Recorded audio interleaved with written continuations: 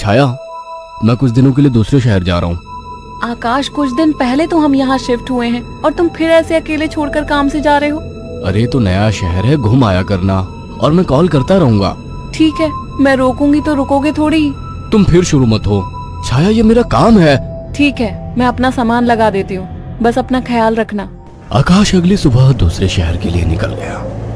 अपना काम खत्म करके जब वो लौटने लगा, अचानक मौसम खराब हो गया और बारिश की वजह से रास्ता बंद हो चुका था। आकाश को मजबूरन फिर से एक दिन वहां रुकना पड़ा। अपनी बोरियत को दूर करने के लिए वो बाजार की ओर निकल आया। पास में ही छोटा बाजार लगा हुआ था।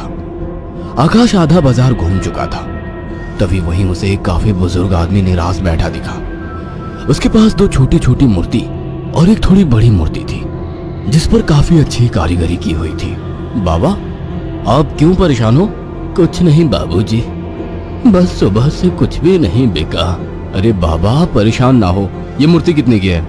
एक काम कीजिए, ये 2000 रुपए है, ये मुझे दे दीजिए। बुजुर्ग ने डरते और झिझकते हुए कहा, लेकिन बेटा, ये मूर्ति शापित है। ये सब बकवास बातें होती हैं बाबा, कोई शाप वाप नहीं होता है। लाओ, ये मूर्ति मुझे दे दो। बुजुर्ग ने कांपते हाथों से उस मूर्ति को आकाश को दे दिया। रात में आकाश होटल के कमरे में गया और फोन पर छाया से बात करने लगा। उसे ठंड सी महसूस होने लगी। फोन रखकर वो सोने के लिए लेट गया। रात गहरी हो चुकी थी, बारिश की वजह से ठंड थी, पर उसे अचानक गर्माहट महसूस होने लगी। उसे अच्छा लग रहा था। उसे महसूस हुआ जैसे कोई उससे चिपक कर लेटा हो। मीठी सी खुशबू, रेशमी बाल, दूसरे जिस्म की गर्मी, मानो छाया ही उसके पास हो।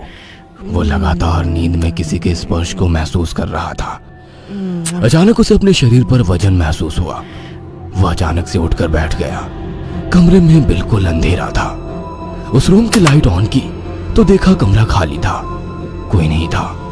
कमरा ठंडा था पर उसे पसीना आ रहा था। अगले दिन सुबह वो जल्दी होटल से निकल गया और शाम होते होते घर आ गया। छाया को फोन किया तो पता लगा वो माँ के यहाँ गई है, आज ही आने वाली है।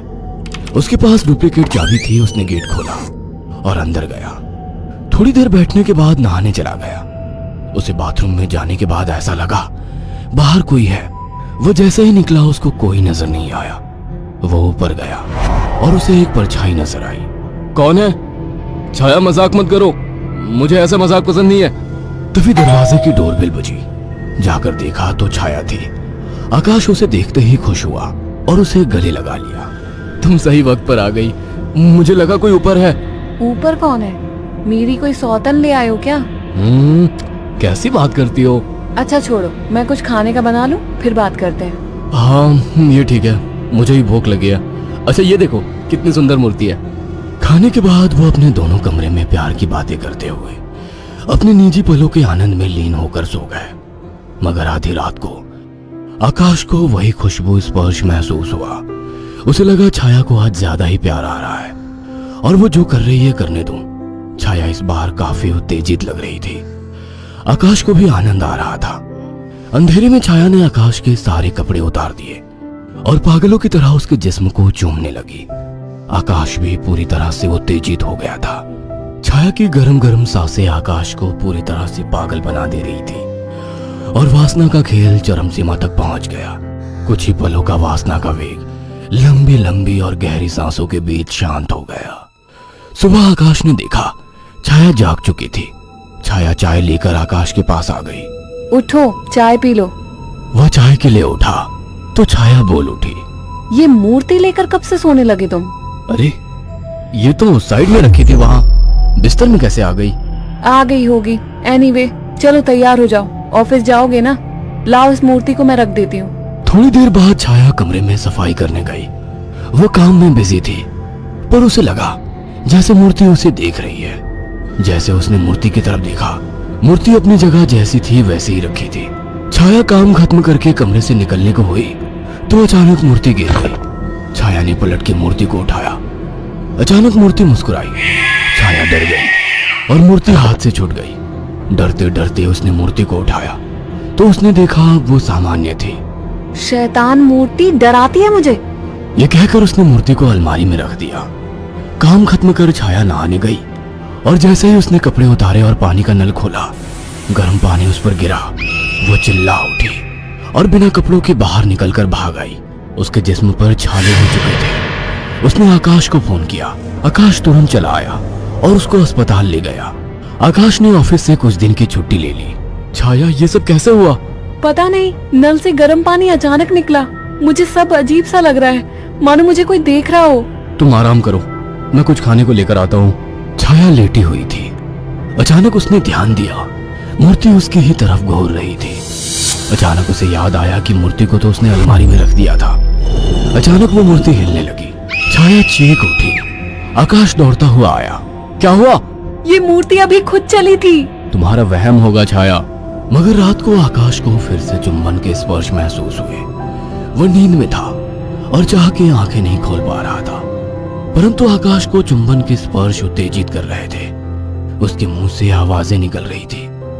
अचानक छाया की आंख खुल गई और उसने जो देखा वह हैरान रह गई। उसने देखा कि एक लड़की काली परछाई के रूप में आकाश के कपड़े खोल रही थी और वो देखते ही चिल्लाने लगी, आकाश, वो काली परछाई! अचानक कमरे के शीशे में चटक सी आवाज आई और शीशा टूट गया। आकाश उठकर बैठ गया।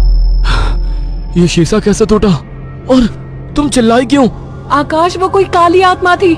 मैंने अभी देखा, वो तुम्हारे साथ संबंध बना रही थी। क्या तुम्हें बिल्कुल पता नहीं लगा? कौन? क्या कह रही हो?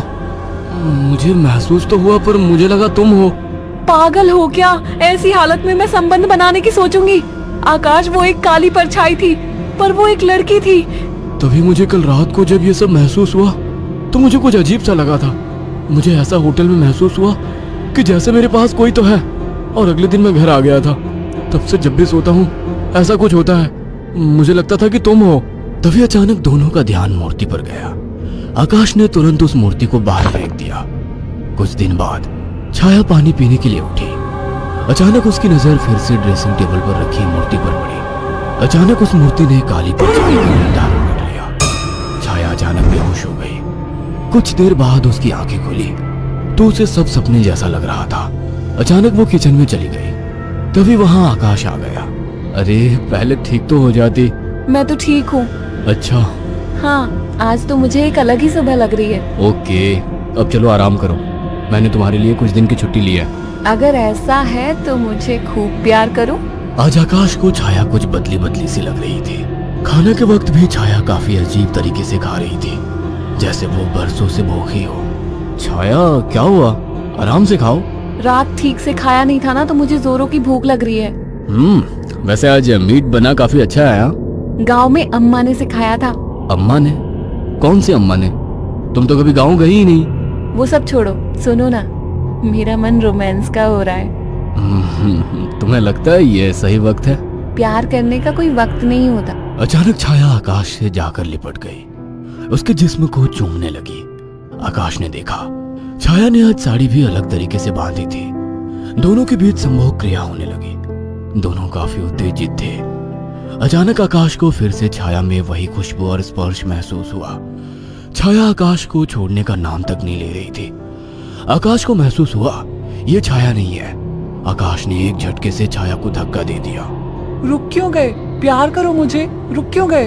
आवाज में भारीपन था। आकाश की आंखें बंद थी, और जैसे ही उसने आंखें खोली, जिसमें छाया का था लेकिन चेहरा किसी और का था। आकाश ने कांपती आवाज में कहा, मेरी बीवी कहाँ है? छाया के चेहरे के हाव भाव बदलने लगे। उसका चेहरा सफेद और आंखें काली थी। वो गुस्से में बोली, मुझे पसंद नहीं थी वो, मार डाला उसे। अचानक वो एक परछाई में बदल गई। उसने अपने लंबे और पहने दांत आकाश की गर्दन में गाड़ दिए। आकाश एक दिल दहला देने वाली चीख के साथ शांत पड़ गया। कुछ दिनों बाद जब घर से बदबू आने लगी तो पड़ोसियों ने पुलिस को बुलाया तो देखा दोनों की लाश बहुत बुरी तरह से कटी पड़ी है और सड़नी शुरू हो चुकी थी।